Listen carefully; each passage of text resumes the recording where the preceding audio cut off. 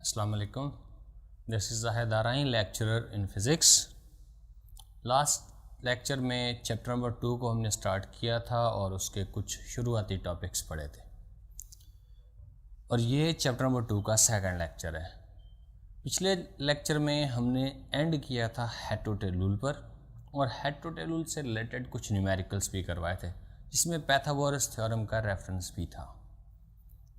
Pythagoras theorem के अलावा किसी और तरीके से भी उन सवालात को हल किया जा सकता है। कोसाइन लॉ हम आज अप्लाई करेंगे वैसे सवालों को हल करने के लिए। पिछले लेक्चर में कुछ सवाल प्रैक्टिस को दिए थे, उनमें से 2 सवाल यहाँ पर बोर्ड पर मेंशन्ड हैं।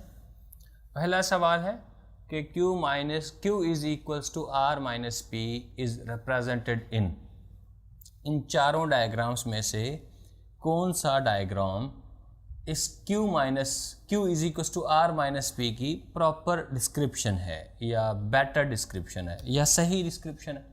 सो इसको हल करके देख लेते हैं कि इस सवाल को कैसे अप्लाई किया जा सकता है। गौर कीजिएगा, अगर मैं Q is equals to R minus P को रीराइट करूं तो P को मैं इधर शिफ्ट कर सकता हूं, तो ये बन सकता है Q प्लस P को अगर इधर शिफ्ट करूं तो ये बन जाएगा Q plus P is equal to R। Directly minus वाली चीज़ अगर समझ में ना आए तो उससे आप प्लस में कन्वर्ट करके देख लें। हमारे पास अब टास्क है, समझ लें कि हमारे पास टास्क ये है, ये वेरीफाई करना है कि इन चारों डायग्राम्स में कौन सा डायग्राम इसे जस्टिफाई कर रहा है। गौर करें, इस पहले में Q के हेड के साथ R की टेल मिल रही है, इट मीन्स Q के साथ R ऐड हो रहा है और R के हेड के साथ P की टेल मिल रही है, ये तीनों आपस में ऐड हो रहे हैं। तो इसकी डिस्क्रिप्शन ये है Q plus R plus P is equal to 0। ये है, तो ये हमारा सवाल, ये हमारा जवाब नहीं है। नाउ इसको गौर कर लेते हैं। यहाँ पर गौर करें, R के हेड के साथ P की टेल मिल रही है, इट मीन्स R को P ऐड किया जा रहा है और रिज़ल्ट हमारे पास है Q। ये भी हमारा जो है जवाब नहीं है।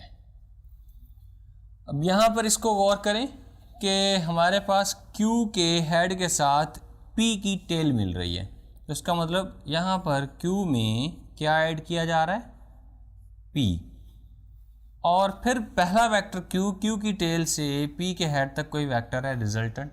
So yes, this is R। इसका मतलब ये चॉइस एक वैलिड चॉइस है, सी चॉइस। डी को भी चेक कर लेते हैं, क्या इस सवाल में डबल ऑप्शन तो नहीं।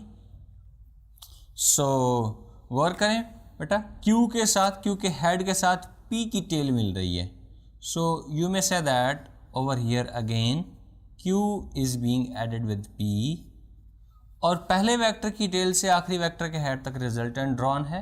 इसका मतलब यस, R जो है Q और P का रिजल्टेंट है। तो इस क्वेश्चन में ये दोनों चॉइसेस सही हैं, C और D दोनों चॉइसेस सही हैं, right.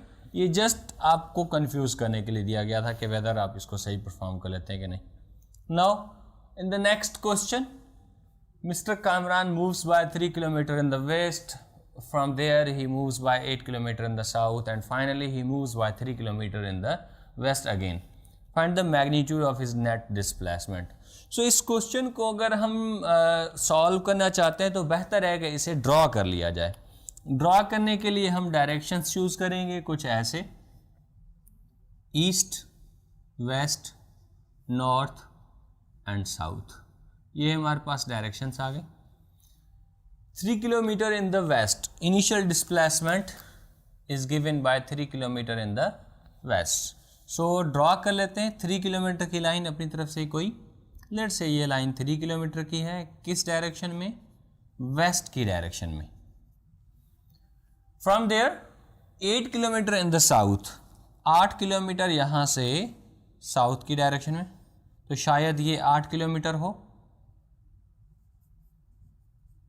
In the south, south downwards है। फिर से कहा गया है 8 किलोमीटर साउथ के बाद 3 kilometre in the west again. So 3 kilometre in the west again. अगर ये लाइन सेगमेंट 3 किलोमीटर का है तो इतना ही लाइन सेगमेंट हम यहाँ पर भी ड्रॉ करेंगे 3 किलोमीटर को रिप्रेजेंट करने के लिए, फिर से वेस्ट की जाने। तो मिस्टर कामरान की मुकम्मल डिस्प्लेसमेंट, नेट डिस्प्लेसमेंट क्या हुई? आप कहेंगे पहले वेक्टर की टेल से आखिरी वेक्टर के हेड तक, ये हुई इनकी displacement. Okay, sorry if the line is not straight. So displacement की मैग्नीट्यूड जो है वो हमने मालूम करनी है, ये इस डायरेक्शन में हुई, ग्रीन लाइन शो कर रही है। अब अगर आप इस डायग्राम को थोड़ा सा गौर करें तो ये एक लाइन सेगमेंट है जो कि 3 किलोमीटर को रिप्रेजेंट कर रहा है, और ये ब्लू लाइन सेगमेंट जो है 8 किलोमीटर को रिप्रेजेंट कर रहा है।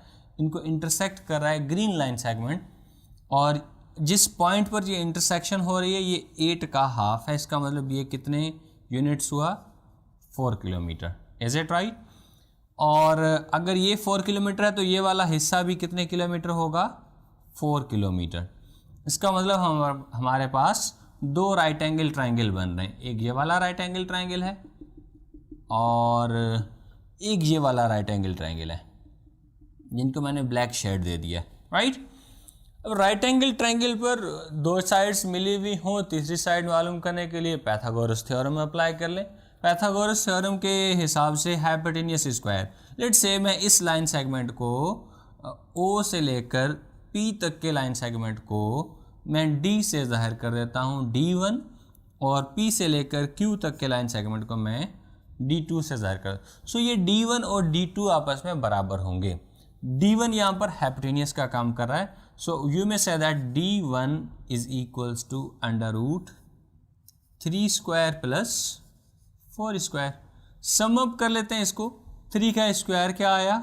9, 4 का square 16, 9 and 16 is equals to 25 and under root 25 is equals to 5. So over here D1 is equal to 5 kilometre. अगर ये 5 किलोमीटर है तो कोऑर्डिनेट्स ये सेम है, इसका मतलब ये भी कितना होगा? 5 किलोमीटर ही होगा। तो टोटल O से लेकर Q तक का टोटल डिस्टेंस, टोटल डिस्प्लेसमेंट की मैग्नीट्यूड कितनी हुई? आप कहेंगे 5 + 5 is equals to 10 kilometre.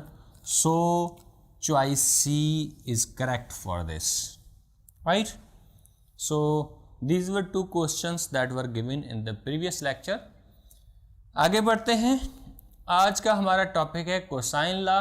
Cosine law को स्टडी करने से पहले मैं आपको कुछ रफ वर्क करने की, समझाने की कोशिश करूँगा। कुछ ट्रिक्स हैं स्क्वायर को सॉल्व करने की, तो हम इसको ट्राई करके देखते हैं। ज़्यादातर स्क्वायर्स जो हैं वो 100 की कैटेगरीज में आते हैं, तो हम कोशिश करके 1 से लेकर 100 तक के स्क्वायर्स को सॉल्व करने की कोशिश करते हैं। You may take screenshot of these questions.